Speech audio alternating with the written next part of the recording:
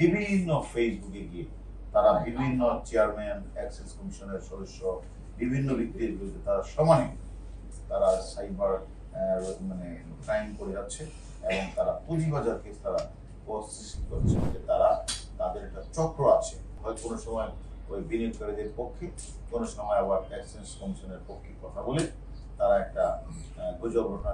আমির হোসেন নূর নুরানি ছদ্মবেশ স্ট্যাম্প ধারণ করে তার নামে বিস্ফোরক আইন এবং বিশেষ ক্ষমতা আইনে তার নামে 11টি মামলা আছে। অনলাইন এবং সামাজিক যোগাযোগ মাধ্যম ব্যবহার করে পুঁজিবাজারের নিয়ন্ত্রণকারী সংস্থা এবং বিভিন্ন শেয়ারের দাম নিয়ে কারসাজি করে এবং গুজব রটনা করে। এই কারসাজিকারী এবং গুজব রটনাকারীদের তিনজনকে গ্রেফতার করার পরে আমরা এই সকল তথ্য আমরা পেয়েছি। এরা দীর্ঘদিন যাবৎ কোন সময় সিকিউরিটি এক্সচেঞ্জ কমিশন ওই সিকিউরিটি এক্সচেঞ্জ কমিশনের চেয়ারম্যানের বিরুদ্ধে তারা নানা ধরনের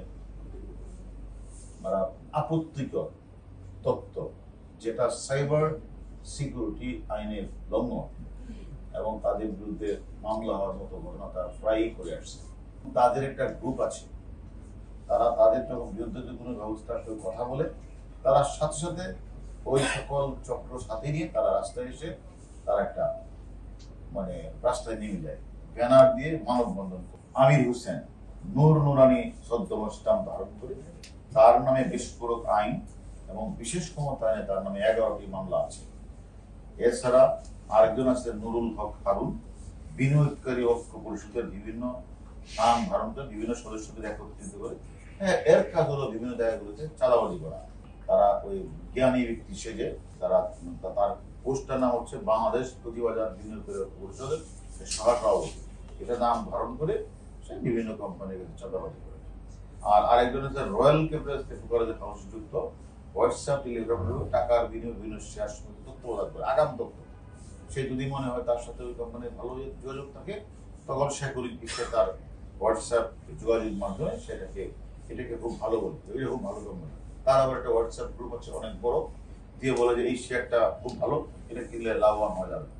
তখন সাধারণ বিনিয়োগকারীরা যারা অনলাইন এবং সামাজিক যোগাযোগ মাধ্যম ব্যবহার করে পুঁজিবাজার নিয়ন্ত্রণ সংস্থা এবং বিভিন্ন শেয়ারের দাম নাম করে কারসাজিকারী করে এবং গুজব রটনা করে যে তারা তাদের একটা চক্র আছে, যে চক্রটা প্রায়শই তারা বাজারে তারা ওইখানে যায়, গিয়ে কোনো সময় একদিন হয় কোনো সময় ওই বিনিয়োগকারীদের পক্ষে, কোনো সময় আবার এক্সচেঞ্জ কমিশনের পক্ষে কথা বলে তারা একটা গুজব রটনা। তাদের অনেকগুলি গ্রুপ আছে, তারা ফেসবুক, হোয়াটসঅ্যাপ, টেলিগ্রাম 8-10টা গ্রুপ তারা চালায়।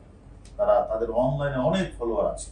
তারা এই কাজগুলি করে আমাদের দেশের ক্ষতি করছে, সরকারের ক্ষতি করছে, সাধারণ বিনিয়োগকারীকে ক্ষতিগ্রস্ত করছে।